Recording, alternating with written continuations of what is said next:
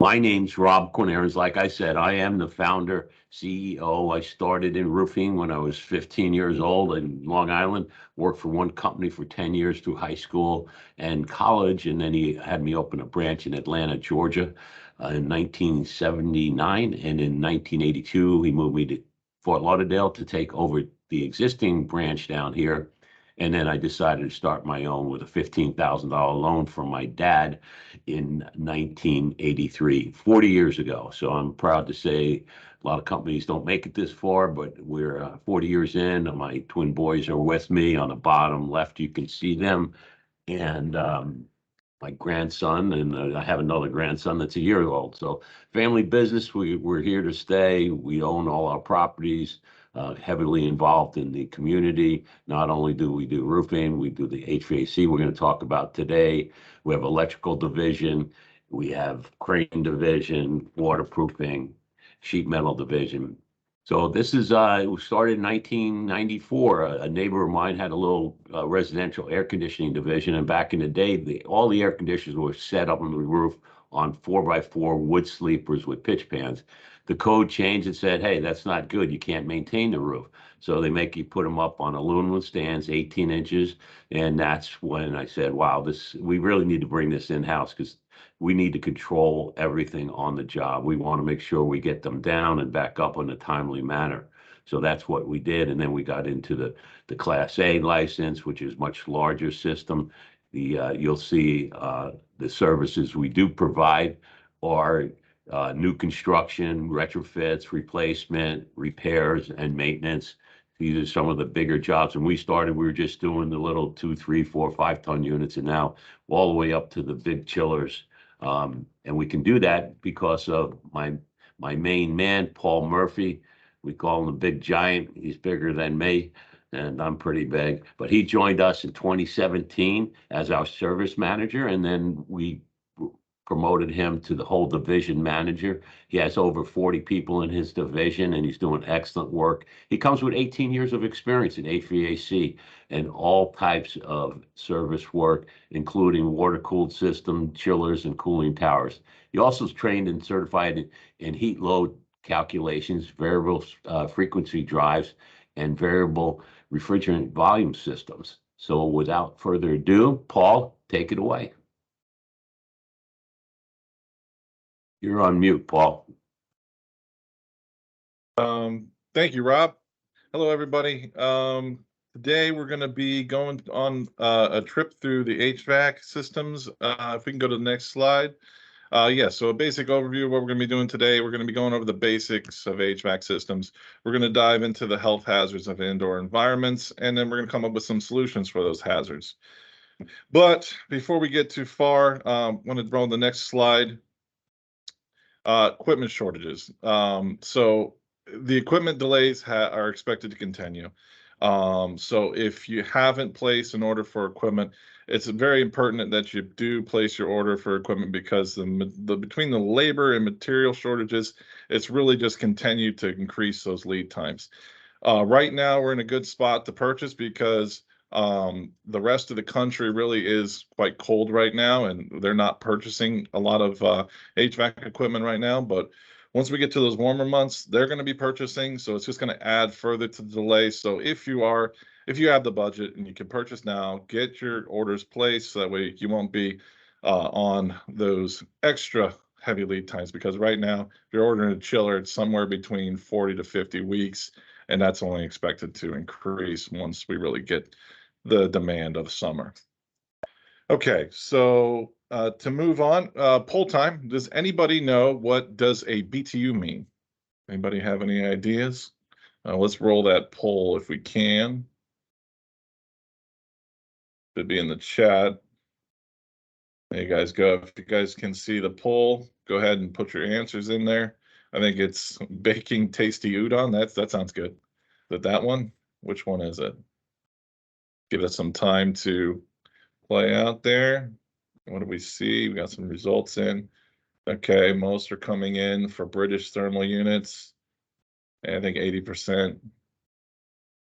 I think we can pretty much call it that and move to the next slide. Let's talk about the ABCs of HVAC. So yes, it's BTU stands for British Thermal Units. It's a measurement of the cooling and heating output of your HVAC equipment. So I'm sure you've heard of ton. Now, ton is not referring to the weight of an equipment. It's really how many British thermal units. So 1 ton is equivalent to 12,000 British thermal units per hour. So that's what the explanation of a ton is. EER, if you ever heard EER, it's the energy efficiency ratio, which is calculated by using a constant inside and outside temperature. SEER, which you commonly hear, is calculating energy efficiency, but taking in a whole year's worth of weather. So it's taking into account that it'll be colder in certain months, so it won't be the same requirements from the equipment. So it gives you a very real world type of energy efficiency for the equipment. CFM is cubic feet per minute. It's a measurement of airflow. RTU is typically a rooftop unit, is usually a self-contained package unit located on the roof deck, attached to a curb most of the time. AHU stands for air handling unit. It circulates and conditions the air. It uses refrigerant to transfer heat while also filtering and adjusting the temperature. The condenser, or the CU, is the condensing unit. It converts refrigerant gas into a liquid by cooling it with the condenser fan and coil, and which expels that heat from the indoor to the outdoor side. We also have a chiller, which is a mechanical device that transfers heat by using refrigerant to water in a closed loop system. And then the cooling tower is a heat rejection device that really removes the waste heat from HVAC systems by allowing water to flow over a set fill material, which cools the water through evaporation. Now let's go to the next slide. We can kind of dive into the components of an HVAC system. We start with the condenser section. In the condenser section, we have the heart of the system, which is the compressor. The compressor compresses the gas into a high pressure gas. Then we have the condenser fan, which pulls air across the condenser coil. The condenser coil takes that high pressure gas and condenses it into a liquid by removing the heat and expelling it outside. Then that high pressure liquid moves to the air handler. Next slide, please. The air handler has the expansion valve, so that high pressure liquid hits the expansion valve and rapidly expands. As it's expanding, it's boiling in the evaporator coil and evaporating. As it evaporates, it pulls heat from the evaporator coil, which causes a cooling effect on the evaporator coil. And the blower motor will pull air across the evaporator coil, cooling down the air that goes across it and cooling your space. To kind of bring it full circle here, next slide. This is the refrigerant cycle, and this is a closed loop system, and it always is. The heart is the compressor. The compressor is pumping that refrigerant and pumping it in as a high pressure gas into the condenser coil. The condenser coil is removing that heat from the high pressure gas and condensing it into a liquid. That liquid is high pressure, moves to the expansion valve, or again, it rapidly expands. And as it's expanding, it's evaporating in the evaporator, which pulls heat into the refrigerant, and it goes back to the compressor to start its cycle all over again, where heat is rejected. So basically what we're doing is removing heat from inside and putting it outside. Let's move to the next slide. It's a pull time again. What does IAQ mean? The pull is in there. Internal air quality, indoor air quality, international air quota. Some pretty good ones here. Let's see where we're coming up. Seems like everybody pretty much is chiming in here.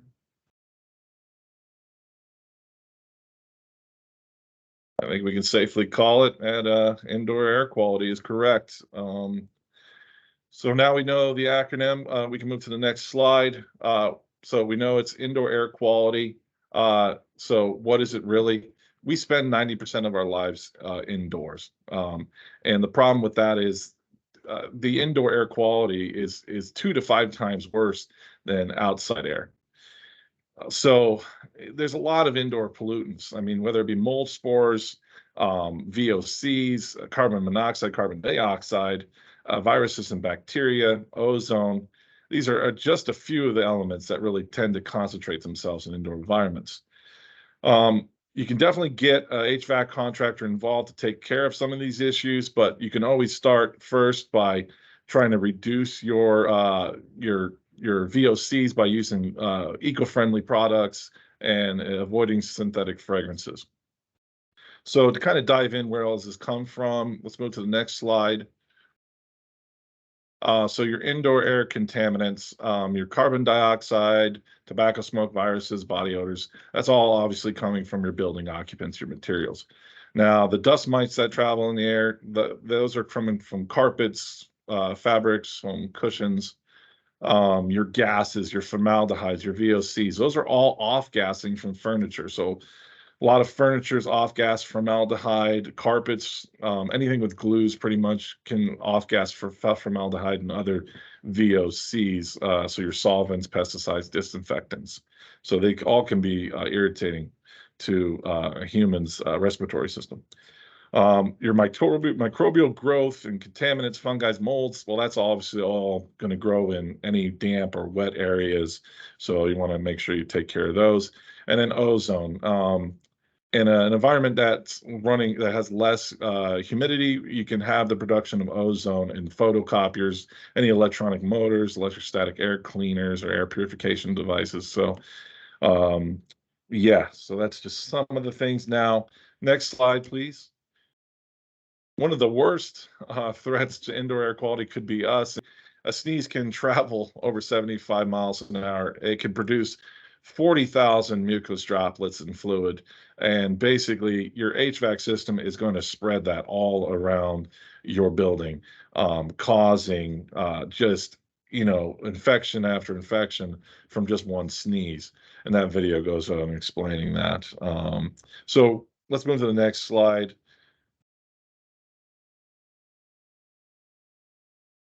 Finding the healthy zone. So where does all of these different contaminants accumulate? Well, they all have their own temperature and humidity that they like. So there really is a healthy zone that we want to keep the humidity in.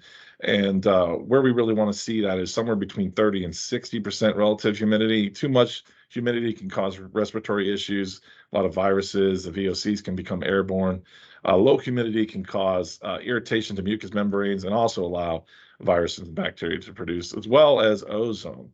So let's move to the next slide where we go into the actual targets that we're looking for. So we're targeting a temperature somewhere between 68 to 75, and we want the humidity to be around 35 to 60% relative humidity.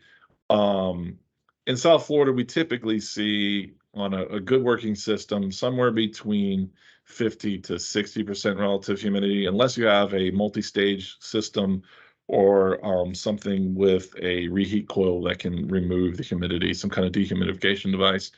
So in those systems, you can see it go down to 40 at sometimes, but we have a lot of humidity in our environment, so it's really hard to get rid of it all. So I would say anything between 50 to 60 is safe. If you're getting above that, you may want to have your unit looked at. One thing we want to keep is always a slightly positive pressure in the building that avoids any infiltration from places that we don't want to be bringing air in from, like a garage. We don't want to be bringing any air from a garage because there can be a lot of contaminants in a garage, a lot of paint, fumes, cleaning supplies, as well as carbon monoxide. So we don't want to be bringing that into the building. So we want to maintain positive pressure to keep air moving out of the building instead of being pulled into the building. Now, ventilation gives us that positive pressure. It gives us that positive pressure because we select a place in the building to pull this fresh air from, and it's all regulated by codes. So we know where we have to put these vents to be able to get fresh air. They can't be next to an exhaust or a bathroom vent. It has to be a certain amount away from there, so it is pulling in fresh air. Going to the next slide, we have another poll. Who is or what is Merv? Anybody know who Merv is? The Martian from Alf? Could be. I'll go with that one. No, we're getting 50-50 split. Oh, here we go. Starting to see some movement.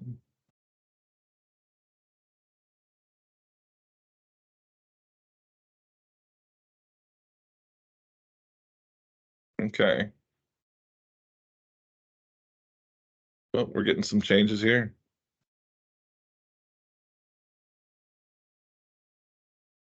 I think I'm gonna call it for maximum efficiency reporting values. I don't know. It's a tight race here between minimum and maximum. But I think I'm gonna call it for maximum. That is wrong. So let's move to the next slide and learn what is the correct. It is minimum efficiency reporting value. That's what it is. Basically, it's how well your filter can filter, how much it can filter out. So your MERV 6 is really only going to do lint, household dust, and pollen. Your MERV 8 is going to take care of the dust mites and mold spores. Your MERV 11 is going to go all the way up to pet dander, smoke, and smog. And then your MERV 13 is going to do virus and bacteria. MERV 8 is what's typically used in households and office environments. MERV 11 would require an upgrade to either the filter rack or the blower motor on the unit to make sure it can withstand the static pressure of a MERV 11 filter.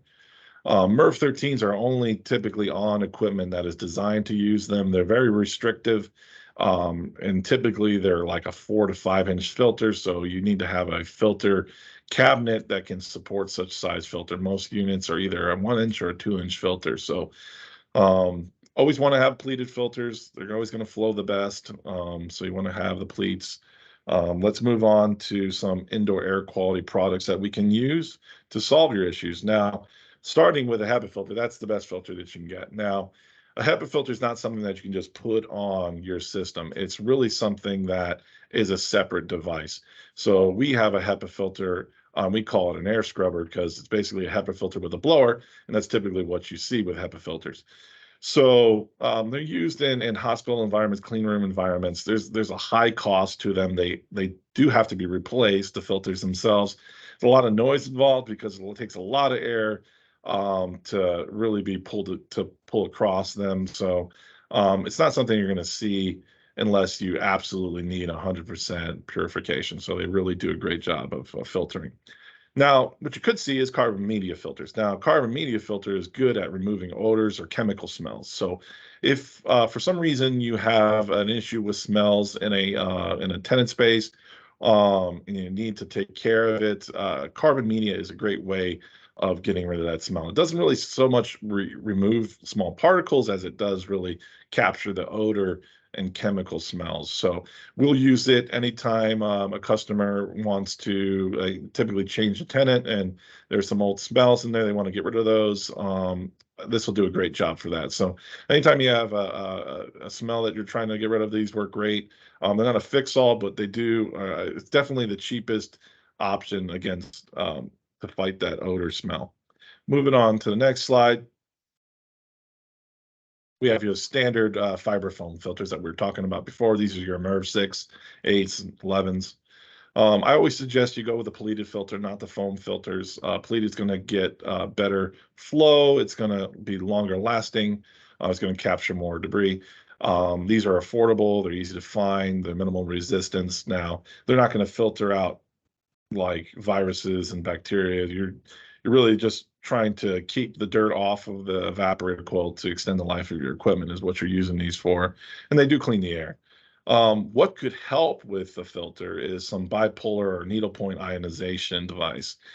Basically, what it does is it releases charge ions into the air, which attract particles together. So it makes small particles attached to each other, making them bigger particles, which allows gravity to start pulling them out of the air. It also allows your MERV 8 filters to filter stuff that would normally be only caught by a MERV 11 or MERV 13 because now it's a bigger particle. So some of the cons with these is that they can generate ozone, and ozone is a lung irritant.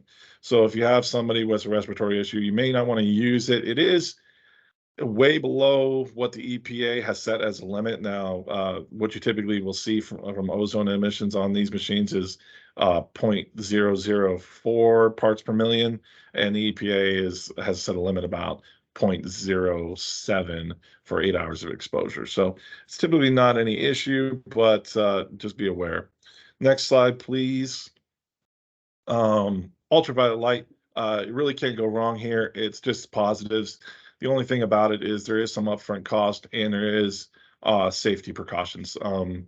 If you have ultraviolet lights on your HVAC equipment, you're going to want to make sure all that equipment has the proper labels on it to make sure that the person that is working on the equipment knows that there's ultraviolet light. When you stare at these lights, they really don't make you like look away. They're not very bright, but they can damage your eyes pretty quickly because it, like I said, it's not a bright light. It's just a light that really really doesn't work on killing organisms. So it does great at disinfecting. It's chemical free. It's very low maintenance. You just check it maybe once a year. Have a certified mechanical contractor do that.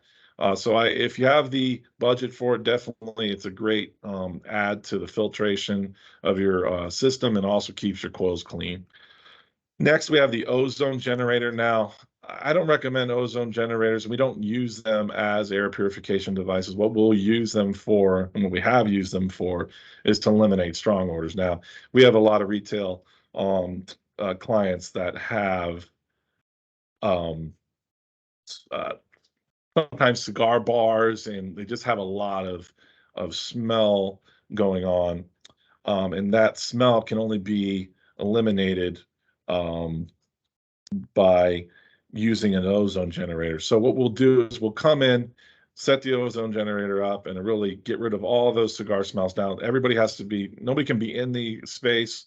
So we typically, kind of like a tenting deal is basically what we do is we'll set up the ozone generator, nose it in the space. We'll allow some time to happen. We'll shut it down. We'll ventilate the space, and we'll remove the ozone generator. So it does a great job of eliminating odors. So if you have a strong odor problem and you need to get rid of it to be able to rent the space to another tenant, this is a good solution, but you can't have anybody in the building. So we'll go ahead and play the next slide. It's what we prefer to use is really the RGF Reme Halo. It's basically a culmination of years and years of development in air purification, and we'll go ahead and play this video to explain that.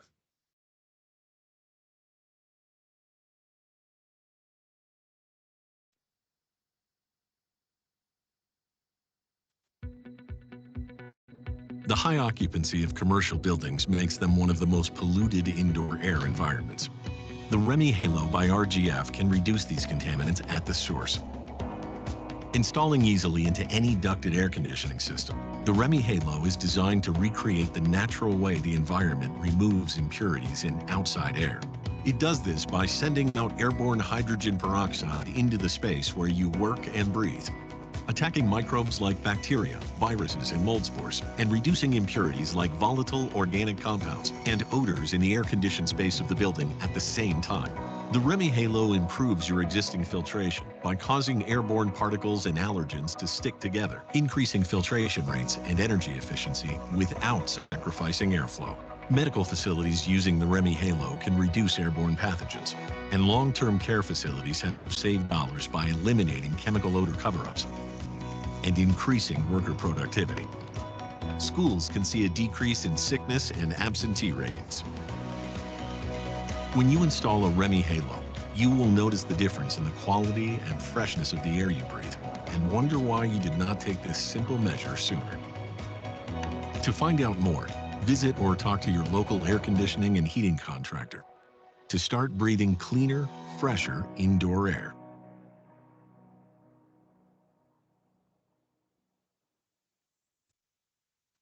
So that's the Reme Halo. Let's go ahead and move to the next slide here.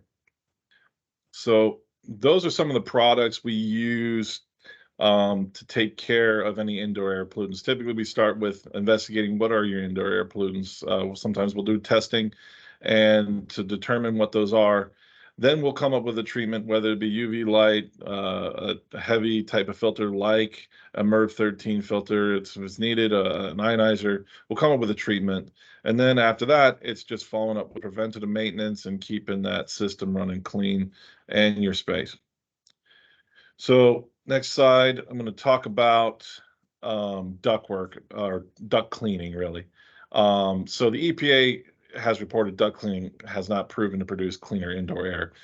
Now, I'll say if you do want to do duct cleaning, you're going to want to only use it on in like cleaning dryer vents. It works great, does a great job there. Cleaning any ductwork that is metal lined, so it's metal on the interior. So double wall ductwork or internally lined or externally lined ductwork with a metal interior, that you can use a duct cleaning machine.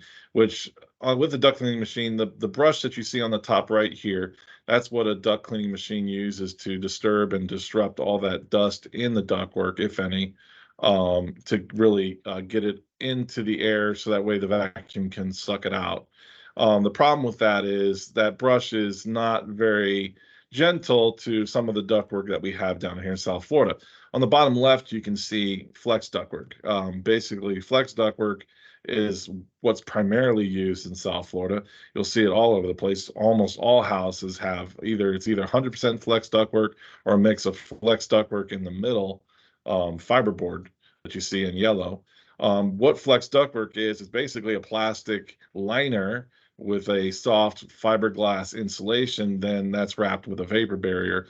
Now, the plastic liner isn't much thicker than a garbage bag and can be easily torn by that brush. And I have had to replace many flex ductwork due to the brush damage, as well as I've had to do it on ductboard, as well as you can see in yellow, or some internally lined metal ductwork as well. So that's why I don't recommend it, is because this brush can damage the ductwork and basically break up, or either break the ductwork or break up fiberglass material into the air. It can cause insulating issues, as well as just damaging the duct and causing leaks everywhere. So if you have fiberglass ductwork or flex ductwork that has a heavy amount of dust or mold or any issue with it, I suggest replacing it. And that's what we do for like our customer Chase Bank. We're always going to replace their ductwork. We're not going to try to clean it. If you, like I said, if you have double wall spiral ductwork where it's metal lined inside, yes, you can do duct cleaning. Like I said, there's no proven fact that it's going to provide you cleaner air, but you can do it, and I feel safe doing that. So that being said, we can move to the next slide. Preventative maintenance. So preventative maintenance is going to extend the life of your system. It's going to give you better energy efficiency, because having dirty filters in your system is just going to cause a drag on the evaporator fan motor. It's going to cause the amperage to rise on the evaporator fan motor, causing more energy usage.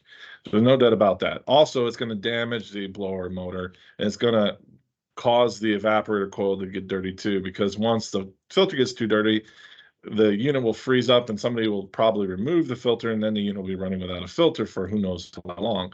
So you want to make sure you have a maintenance program. It's being done, monthly or however your cycle needs to be to support how your systems run. Make sure it's being done, as well as cleaning out the drain line, because the risks of water damage are sometimes more than just a replacement of a system. So making sure you have those drain lines clear is important. Now, who should do this? Well, I would always say it needs to be a qualified mechanical contractor to do this. Now, I do have some customers that do their own maintenance, but if you're going to do that, make sure you have some kind of reporting system to make sure it's getting done. I always prefer photos, so a manager can review, and also have a qualified mechanical contractor, at least pre-qualified. So if there is any issues, you can go ahead and have them take care of those for you. Moving on to the next slide. What's new in HVAC? So we do have some new minimum efficiency standards. So we used to be in our region in the South, it used to be 14 SEER was the minimum efficiency ratio. Well, in 2023, they changed that to 15 SEER. So now the new minimum is 15. So any new equipment, you won't be able to buy any 14 SEER equipment anymore. It'll all be 15 SEER and above. And there's something else that's new. If you can go to the next slide. We're bringing in the introduction of SEER 2. Basically, we're going to have SEER still, and we're also going to have SEER 2. To kind of give you an idea what this is, if you've ever heard of highway miles and city miles with automobiles,